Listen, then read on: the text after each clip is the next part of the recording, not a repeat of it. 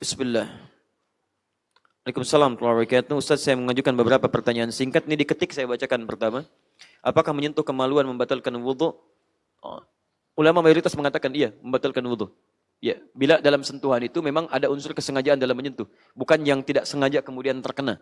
Ya, misal antum sudah berwudhu pakai handuk kemudian tidak sengaja terkena, itu tidak membatalkan. Ya, tapi kalau misalnya ada bagian yang memang terpegang dan ada unsur kesengajaan di situ, sentuhan, atau memang tidak sengaja tapi dirasakan misalnya, itu membatalkan wudhu. Apakah dalam menunggu waktu salat sunnah isyraq harus dilakukan di masjid dari mulai salat fajar hingga syuruk dengan melakukan amal salat tanpa meninggalkan masjid tersebut, atau bisa berpindah dari masjid ke rumah dengan tetap melakukan amal salat di rumah? Tidak, harus di masjid. Karena hadisnya mengatakan demikian. Hadis riwayat At-Tirmidzi nomor hadis 586. Man shallal ghadata fil jama'ati, siapa yang salat subuh di masjid, ya, thumma yaqudu yadhkurullah, kemudian dia duduk di situ berzikir kepada Allah. Di situ itu di masjid. Kalau misalnya antum salat di sini, sepanjang masih di masjid bisa pindah ke pojok boleh, ke belakang boleh. Tapi antum berzikir pada Allah. Zikir itu bisa misalnya baca Al-Quran. Ya, Quran surah ke-15 ayat ke-9. Bisa mengulang-ulang Quran. Ya, Quran surah ke-54 ayat 17, 22, 32, 40. Bisa berdoa, Quran surah ke-7 ayat 205. Bisa kalimat thayyibah, Quran surah ke-4 ayat 103. Bisa dengan ta'lim, boleh. Ya, Quran surah misal dalil umumnya Quran surah ke-3 ayat 191, boleh. Paling gampang ikut ta'lim. Sabtu subuh, Ahad subuh. Begitu selesai syuruk, kemudian thumma yusalli rak'atain. Dia bangkit salat 2 rakaat. Fakana alaihi ka'azi azin wa khumratin, dia mendapatkan pahala haji dan umrah. Senilai haji dan umrah. Bukan sudah haji, bukan. Bukan sudah haji. Ayo haji yuk, enggak usah ke Mekah, kemana? Ke masjid Syuruk. Tidak.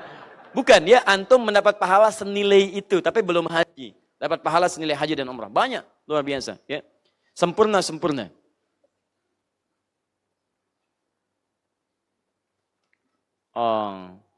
Ini terakhir, Ustaz, saya mau bertanya. Begini, beberapa hari lalu saat saya sholat zuhur berjamaah di masjid terdapat 2 saf. Saya berada di saf kedua yang belum penuh. Kemudian datang seorang bapak mengisi saf di sebelah saya yang subhanallah mohon maaf dengan bau badan yang kurang sedap. Antum merasakan rupanya.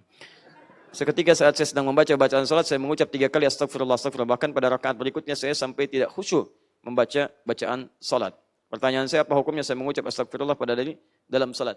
Antum astagfirullah itu karena menilai orang atau karena antum menilai diri sendiri? Kalau antum menilai orang dengan kalimat astagfirullah, antum berdosa di situ. Karena jangan samakan antara orang dengan antum. Mungkin itu ujian dari Allah untuk memberikan pahala pada antum. Baik, di situ kan antum ada kalimat kesabaran. Ya, ada doa bagi kebaikan bagi orang itu. Dan antum bisa melihat keadaannya. Jangan cuma mencela keadaannya. Coba berikan solusi. Dia kurang sedap baunya itu kenapa? Mungkin pakaiannya kurang bagus. Pulang ke rumah, belikan pakaian. Belikan pakaian. Masya Allah, kenapa dihadirkan samping antum, bukan samping yang lain? Mudah bagi Allah mendatangkan bapak itu lebih awal di samping yang lain. Cuman yang diberikan antum, Masya Allah. Kalau saya dapatkan, alhamdulillah, dapat bagiannya. Ada peluang pahala di situ. Ya, kalau tidak ada peluang untuk balik karena rumahnya jauh, berikan uang antum. Ya, Masya Allah, saya dapat rezeki ini. Mudah-mudahan dari sini kita bisa berbagi. Pak, tolong ya Pak ya, gunakan sebaik-baiknya. Kalau untuk pakaian silahkan, untuk makanan silahkan, untuk yang lain silahkan. Kalimat-kalimat yang baik. Katakan yang baik. Kalau nggak bisa, katakan yang baik atau diam. Diam. Quran surah kedua ayat 263.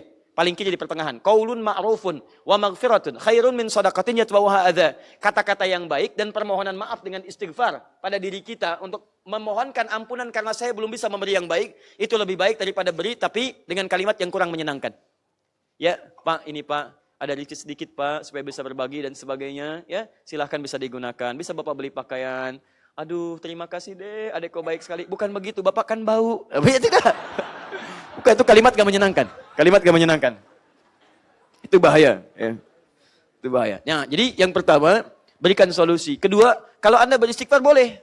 Dalilnya tadi, Al-Baqarah 163. Wa maghfiratun. Tapi istighfar Anda bukan untuk mencela orang tadi.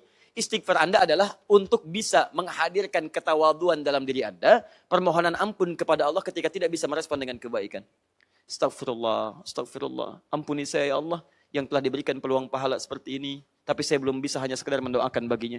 Ampuni saya ya Allah, dia begini masih mau sholat. Banyak orang yang lebih baik daripada dia keadaan dunianya, belum mau sholat. Ampuni saya ya Allah yang sering menilai orang berdasarkan kadar yang zahir yang tampak dalam pengetahuan saya. Kalau Anda istighfarnya ke situ, itu tidak ada masalah. Tidak ada masalah. Tayyib. Kemudian, apakah yang seharusnya saya lakukan jika menghadapi peristiwa yang pernah saya alami tersebut? Tadi sudah saya terangkan. Begitu sholat, Anda kemudian ajak dia bersalaman dengan baik. Ya, bersalaman juga yang normal-normal saja. Tidak usah seperti itu, biasa saja. Salaman, sampaikan, ada rezeki Anda berikan, dan Anda doakan supaya mendapatkan kemuliaan sisi Allah Subhanahu wa taala. Kalau di Timur Tengah itu suka ada yang bawa minyak wangi, Pak. Jadi misalnya suka diedarkan ya, kemudian digunakan dan sebagainya. Di salah satunya ada bagian dari sunnah tampil dalam keadaan mewangi di hadapan Allah Subhanahu wa taala.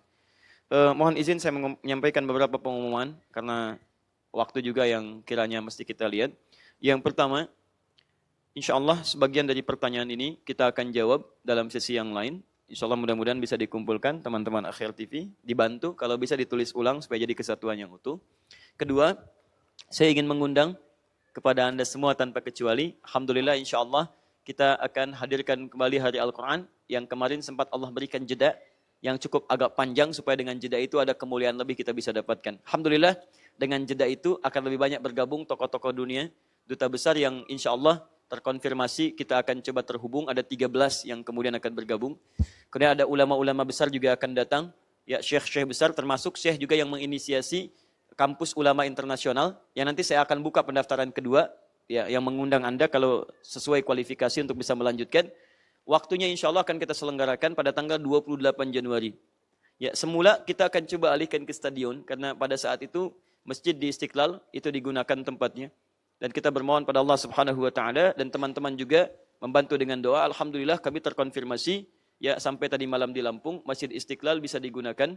Jadi kita akan kembalikan ke Istiqlal insyaallah 28 Januari dan waktunya alhamdulillah Allah berikan ke lapangan bukan pagi tapi ba'da maghrib sehingga nanti untuk parkirannya itu bisa lebih lenggang. Kemudian yang kedua tidak juga berbenturan dengan Car Free Day dan sebagainya. Jadi insyaallah waktunya ba'da maghrib seperti kajian-kajian malam kami di Al-Ihsan diteruskan ba'da Isya, itu akan istimewa karena yang hadir penghafal Qur'annya pun akan bertambah. Dari pelosok-pelosok akan kami undang. Bahkan insya Allah kalau ada waktu saya ingin jemput juga, saya dapat kabar ada yang dari Aceh, tunanetra, usia 56 tahun atau 58 tahun, sudah hafal 30 juz juga, ya dari sejak 2006 kalau saya tidak keliru melihat informasinya. Nanti kita akan coba datangkan juga, kita undang, kita fasilitasi, mudah-mudahan kita berkumpul sebagai ahli Qur'an. Yang kedua, alhamdulillah, saya nanti punya waktu senggang, saya akan tulis buku. Buku itu akan digabungkan dengan simulasi Mushaf At-Taisir. Jadi kalau yang At-Taisir, yang sudah tidak ada di sini karena ada yang mengambil. Baik ya. Ini bentuknya Mushaf yang 10 juz dengan cara murajaahnya. Nah sekarang saya membuat yang baru. Mushaf itu simulasi, saya sebut simulasi per juznya. Di 1-2 juz saya akan gabungkan dengan buku petunjuk menghafalnya.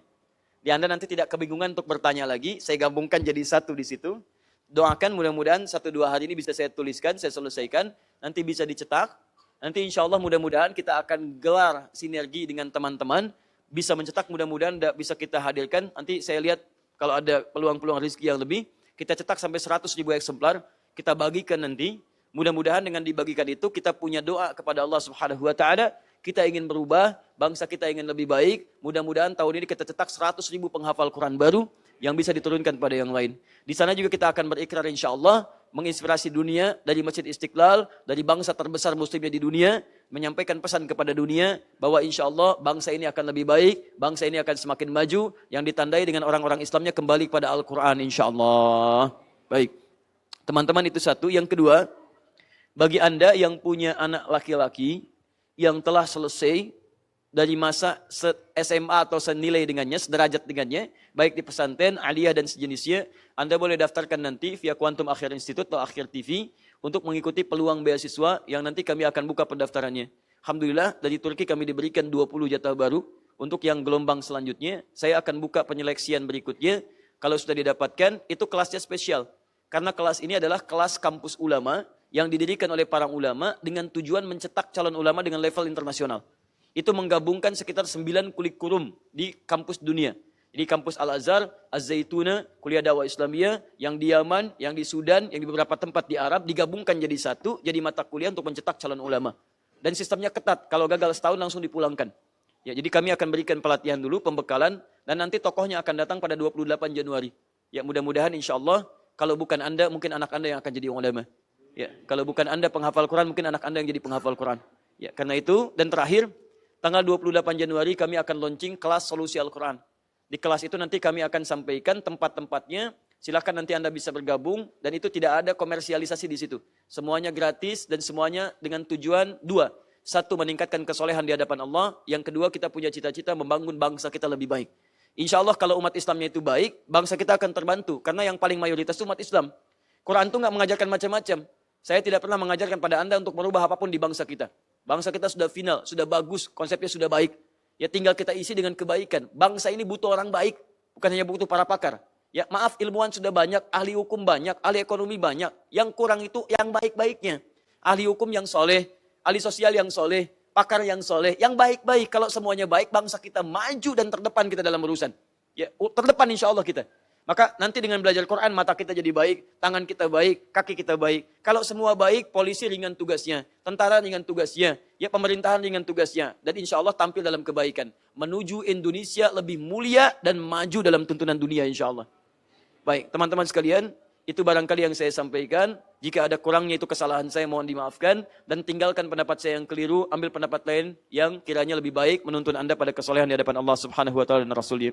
Subhanakallahumma wa bihamdika asyhadu an la ilaha illa anta astaghfiruka wa atubu ilaik. Wa akhiru da'wana alhamdulillahi rabbil alamin. Allahu minkum. Assalamualaikum warahmatullahi wabarakatuh.